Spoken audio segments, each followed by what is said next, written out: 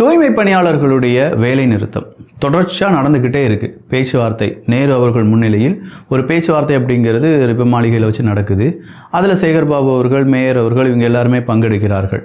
So அந்த பேச்சுவார்த்தை ரொம்ப சிம்பிளாக முடிஞ்சிடும், தூய்மை பணியாளர்கள் அவங்களுடைய வேலைக்கு திரும்பிடுவாங்க அப்படின்னு சொல்லி ஏகப்பட்ட ட்விட்டர் அக்கௌண்ட், ஏகப்பட்ட சோஷியல் மீடியா அக்கௌண்ட் எல்லாருமே ஒரு நரேட்டிவை செட் பண்ண ட்ரை பண்ணாங்க.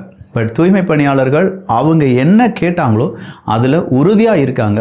ஸோ 100% அவங்களுடைய போராட்டம் தொடரும் அப்படிங்கிற ஒரு அறிவிப்பை கொடுத்துருக்காங்க.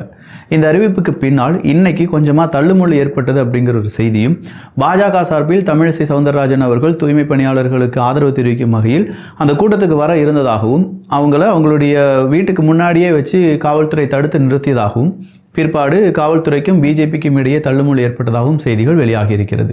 இது மட்டும்தானா அப்படின்னு கேட்டால் இல்லைங்க, ஏகப்பட்ட செய்திகளை நாம் உன்னிப்பாக கவனிக்க வேண்டியதாக இருக்குது. எல்லாத்தையுமே இதில் நாம் பார்க்க போகிறோம். இது ஆழமான அரசியல் சதுரங்கம்.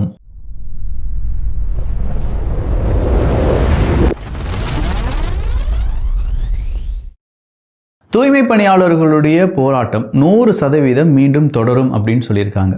நாங்கள் ஏன் ப்ரைவேட் நிறுவனம், அந்த ராம்கே நிறுவனம் அப்படிங்கிற நிறுவனத்துக்கு கீழே வேலை செய்யணும்? நாங்கள் வேலை செஞ்சது அரசாங்கத்துக்கு கீழே. ஒருவேளை நாங்கள் ஒரு ப்ரைவேட் நிறுவனத்துக்கு கீழே இந்த மாதிரியான ஒரு டெண்டர் அடிப்படையில் வேலை செய்யணும் அப்படின்னு நீங்கள் நினச்சிங்கன்னா, இதே மாதிரி ஐஏஎஸ், ஐபிஎஸ் எல்லா காவல்துறை அதிகாரிகள் எல்லாரையுமே ஒரு ப்ரைவேட்டு கீழே கொண்டு வந்துடுங்க.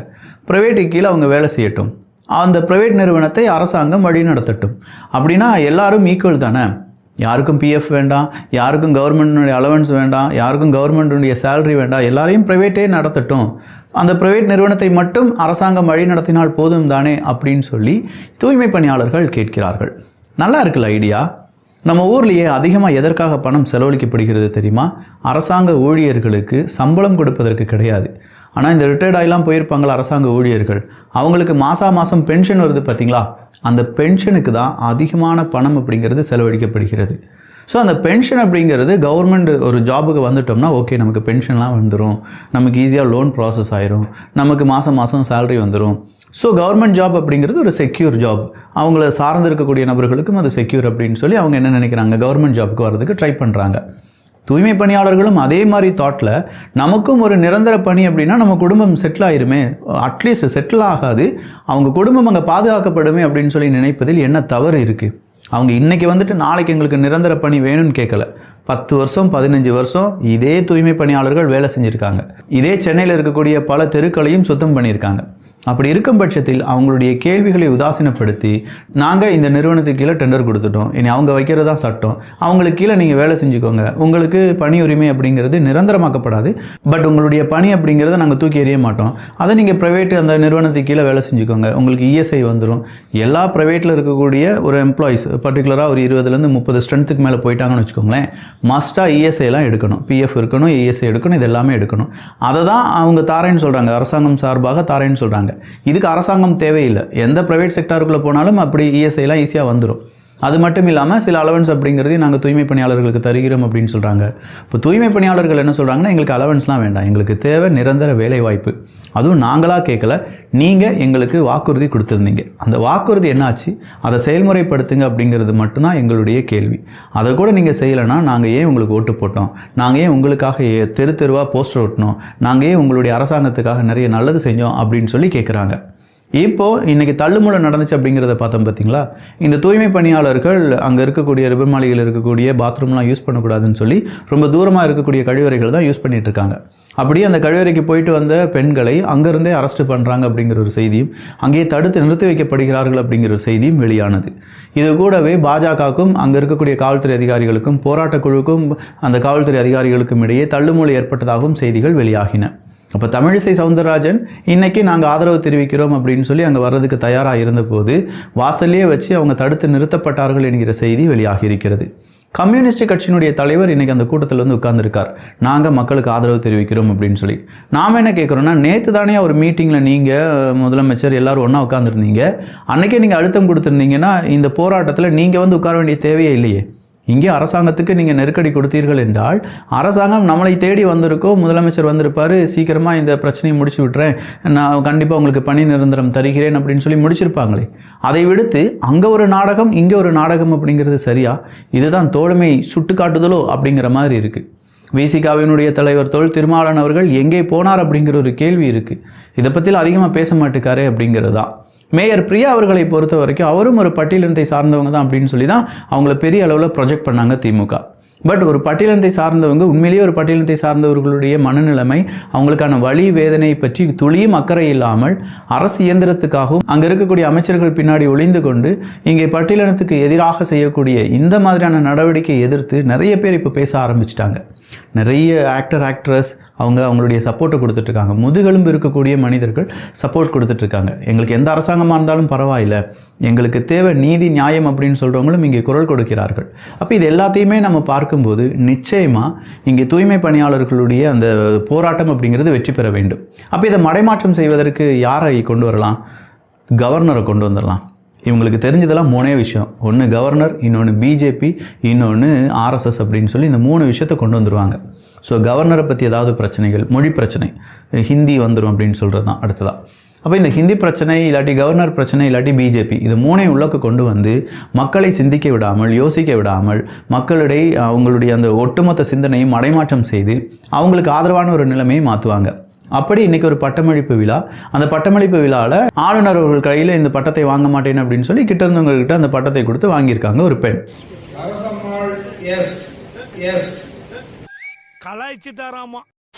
உடனே நம்ம ஆட்கள் திமுகவினுடைய ஊப்பிகள் எல்லாரும் என்ன செஞ்சிட்டாங்க அப்படின்னா பெரிய அளவில் அதை ப்ரொஜெக்ட் பண்ணுறாங்க. ஏன்னா இந்த தூய்மை பணியாளர்களுடைய போராட்டம் மக்களிடையே பேசு பொருளாக மாறிட்டு இருக்கு. அதை டைவெர்ட் பண்ணணும்னா கண்டிப்பாக ஆளுநர் அப்படிங்கிற ஒரு பெரிய பொறுப்பில் இருக்கக்கூடிய நபர், அவருக்கு எதிராக ஒரு பெரும் குரல் உயர்ந்திருக்கிறது அப்படிங்கிற ஒரு செய்தியை பரப்ப வேண்டும். ஸோ திமுகவினுடைய ஐடி விங், பெய்டு ஒர்க்கர்ஸ் எல்லாரும் என்ன செய்ய ஆரம்பிக்கிறாங்க, பாருங்கள் ஒரு மாணவிக்கு இருக்கக்கூடிய துணிச்சலை பாருங்கள். அவங்க பேர் ஜூன் ஜோசப் அப்படிங்கிறது தான். அப்போ இந்த ஜூன் ஜோசப் அப்படிங்கிறவங்க ஒரு மாணவி, அந்த மாணவி எம்பிஏல பிஹெச்டி ஏதோ எடுத்து அதுக்கான பட்டமளிப்பு விழா அப்படிங்கிறது நடக்குது. அதில் தான் ஆளுநர் அவர்களை புறக்கணித்து அவங்க பட்டம் வாங்குறாங்க. ஸோ அதற்கு அந்த ஜூன் ஜோசப் அப்படிங்கிறவங்க கொடுத்த விளக்கம் என்னென்னா, தமிழுக்கும் ஆளுநர் நல்லது செஞ்ச மாதிரி எனக்கு தெரியலை. நான் திராவிட மாடலை சார்ந்தவங்க, திராவிட மாடல் மீது எனக்கு நம்பிக்கை இருக்குது. ஸோ ஆளுநர் அவர்கள் கையில் நான் ஏன் பட்டம் வாங்கணும்?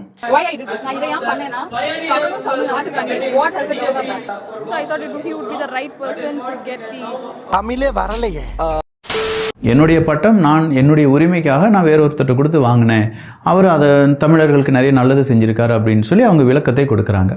பட் இந்த ஜூன் ஜோசப் அப்படிங்கிற பெயர் தமிழ் பெயரா அப்படிங்கிற ஒரு கேள்வி உருவாகுது.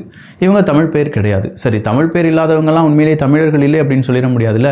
இவங்க இந்தியாவில் குறிப்பாக தமிழ்நாட்டில் தான் பிறந்தாங்களா அப்படிங்கிற ஒரு கேள்வி வருது. உண்மையிலேயே அவங்க தமிழ்நாட்டில் பிறக்கலை. அவங்க பிறந்து வளர்ந்தது எல்லாமே அயல்நாடு தான், வெளிநாடு தான் அப்படின்னு சொல்கிறாங்க. ஸோ மாணவி தமிழுக்காகவும் தமிழருக்காகவும் வெளிநாட்டில் இருக்கக்கூடிய எத்தனையோ பேர் தமிழுக்காக உழைக்கிறார்கள். அப்போ அதையும் நம்ம விட்டு தள்ளிடலாம். உண்மையிலே இது மாணவி தானா அப்படின்னு கேட்டால் இவங்க மாணவி கிடையாது. இவங்க நாகர்கோயிலில் முக்கியமான திமுகவினுடைய ஒரு பொறுப்பாளருடைய மனைவி. ஸோ திமுக ஒரு நாடகத்தை அரங்கேற்றுகிறது. இங்கே மக்கள் மத்தியில் இப்போது பேசுபொருளாக இருக்க வேண்டிய விஷயங்களை பேசுபொருளாக்காமல் விடுவதற்காகவும், தூய்மை பணியாளர்களுடைய பிரச்சனையை மடைமாற்றம் செய்வதற்காகவும் இந்த ஜூன் ஜோசப்பை பயன்படுத்தி கொண்டது அந்த திமுக. அது பக்காவாக ஸ்கெட்ச் போட்டு, அதுவும் அவங்களுடைய கணவன் திமுக, அவரும் பேட்டி கொடுக்குறாரு. நீ ஆங்கிலத்திலே தான் படித்தேன், நான் இங்கிலீஷில் வெளிநாட்டிலேருந்துலாம் படிச்சுட்டு வந்தேன் அப்படின்னு அவங்க பேட்டி கொடுக்குறாங்க. இது எதுவுமே நான் சொன்னது கிடையாது, அவங்களே அவங்க வாய் வழியாக சொன்னது தான். எஸ், நான் வெளிநாட்டில் பிறந்து வளர்ந்தேன், நான் இங்கே வந்தேன், படித்தேன், இங்கே இப்போ தான் நான் தனியார் ஒரு நாகர்கோயிலில் ஏதோ தனியார் நிறுவனத்தில் வேலை பார்க்குறேன், மேனேஜிங் டைரக்டராகவும் இப்படி இருக்கேன்னு சொன்னாங்க. ஸோ இது எல்லாத்தையும் சொன்னவங்க அடுத்து அவங்க சொல்கிறாங்க எனக்கு ஆளுநர் மேலே நம்பிக்கை இல்லை அப்படின்னு சொல்லி. அப்போ உங்களுடைய அரசியல் லாபத்துக்காக இங்கே இருக்கக்கூடிய தூய்மை பணியாளர்களுடைய பிரச்சனையை, போராட்டத்தை மடைமாற்றம் செய்வதற்காக ஜூன் ஜோசப்பை பயன்படுத்தி கொண்டார்களா திமுக அப்படிங்கிற ஒரு கேள்வி உருவாகுது. இது மட்டும் தானா?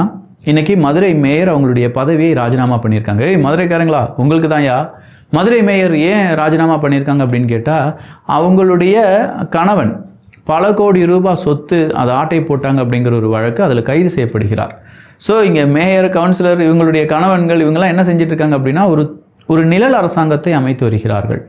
நம்முடைய நீதிமன்றமே சொன்னது, ஐஏஎஸ் ஐபிஎஸ் ஒரு ஷேடோ கவர்மெண்ட்டை ரன் பண்ணிட்டு இருக்காங்க அப்படின்னு சொல்லி. இன்னைக்கு மக்களே சொல்ல ஆரம்பிக்கிறாங்க. மேயராக இருக்கட்டும், கவுன்சிலர்களாக இருக்கட்டும், அவங்களுடைய புருஷன்கள் என்ன செஞ்சிட்டு இருக்காங்க அப்படின்னு கேட்டால், அவங்க ஒரு அரசாங்கத்தை வழிநடத்தி கொண்டிருக்கிறார்கள். அவங்களுக்கு தேவையான எல்லா டேட்டாவும் அவங்கக்கிட்ட இருக்கான். யார் யாருக்கு பட்டா இருக்குது, எவ்வளோ கொடுக்குறாங்க, எந்த மாதிரி நிலம் இருக்குது, அந்த நிலத்தை எப்படி ஆட்டை போடலாம், இது எல்லாத்தையுமே தெரிஞ்சு வச்சுருக்காங்களாம்ப்பா. இதெல்லாம் எப்படி சாத்தியம்? இதெல்லாம் மக்கள் பார்த்தும் பார்க்காத மாதிரி இருந்தால் நமக்கே நாளைக்கு ஆப்பா வந்துருச்சுன்னா என்ன செய்கிறது அப்படிங்கிற ஒரு கேள்விலாம் இருக்கா? இதில் இன்னொரு விஷயம், ஒரே ஒரு மாணவர், அந்த மாணவருக்காக ஒரு ஸ்கூல் இயங்குகிறது. அந்த ஸ்கூலில் வேலை செய்யக்கூடிய ஆசிரியர்களுக்கு ₹1,00,000 சேலரி அப்படிங்கிறத கொடுக்குறாங்களாம். நான் என்ன கேட்குறேன்னா, மாணவர்களுக்கு சொல்லிக் கொடுக்க வேண்டியது ஆசிரியர்களுடைய வேலை. அங்கே 2 ஆசிரியர்கள், ஒரு நபர் வேலை செய்கிறார் அப்படின்னு சொல்லி மொத்தம் 3 பேர் ₹1,00,000 அப்படின்னு சொல்லி வச்சுக்கிட்டாலும் அங்கே மாணவர்கள் வரவில்லையே, ஏன் வரவில்லை, அங்கே படித்து கொண்டிருந்த மாணவர்கள் எங்கே படிக்கிறார்கள் அப்படிங்கிறத அந்த ஆசிரியர்கள் தெரிந்து கொள்ள வேண்டாமா?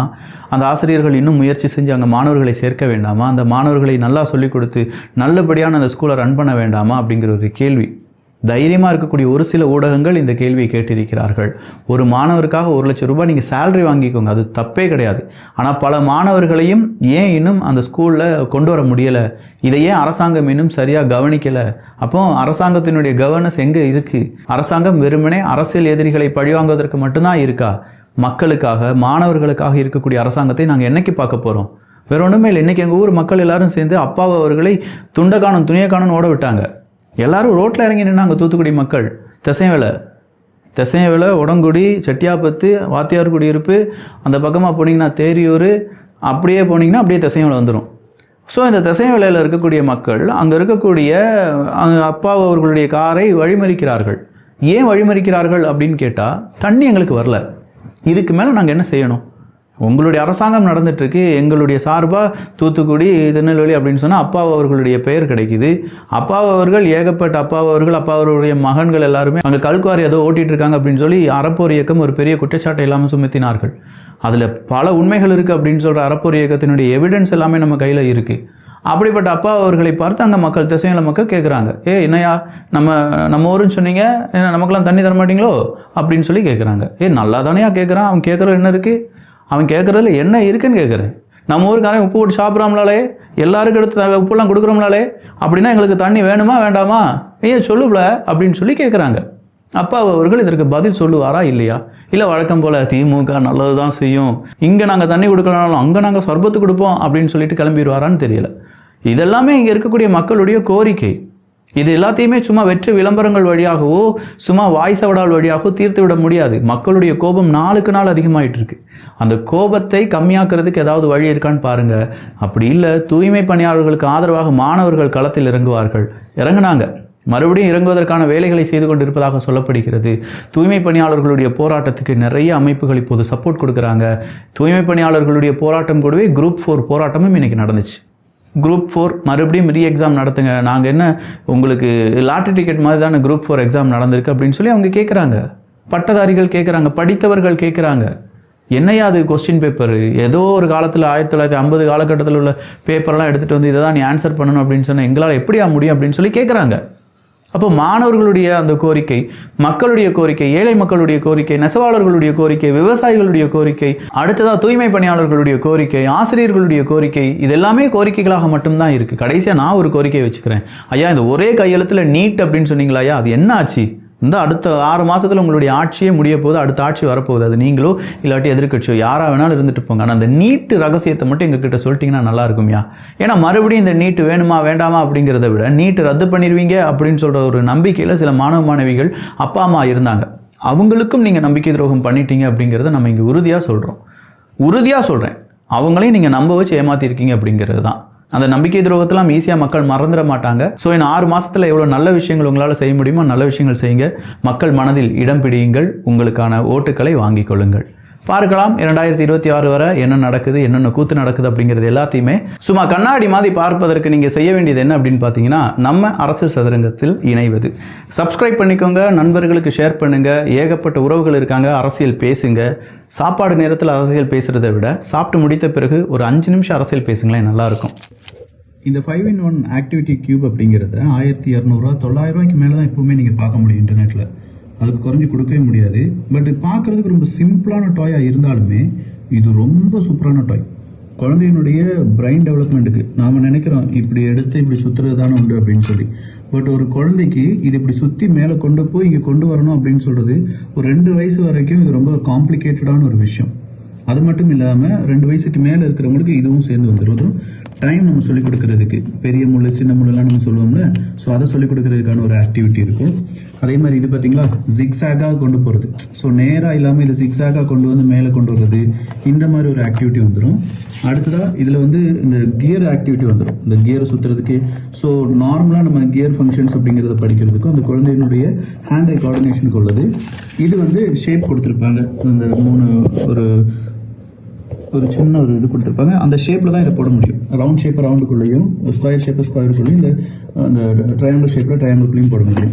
இப்படின்னு சொல்கிற 4+ ஒரு ஆக்டிவிட்டி தான் கம்ப்ளீட்டாக உட். இதுக்கு நீங்கள் ஃபினிஷிங்கை பார்த்தாலே தெரியும். இந்த வேலைக்கு ரொம்ப ஒர்த்தான ஒரு விஷயம். இது எல்லாமே உட்டு தான். இது எதுவுமே பிளாஸ்டிக் கிடையாது. இது மட்டும்தான் பிளாஸ்டிக் அப்படின்னு சொல்லலாம். ஸோ 499 வேணுங்கிறவங்க வாங்கிக்கோங்க. நல்லதை பகிர்ந்து நல்ல சமுதாயத்தை உருவாக்கும். நன்றி, வணக்கம்.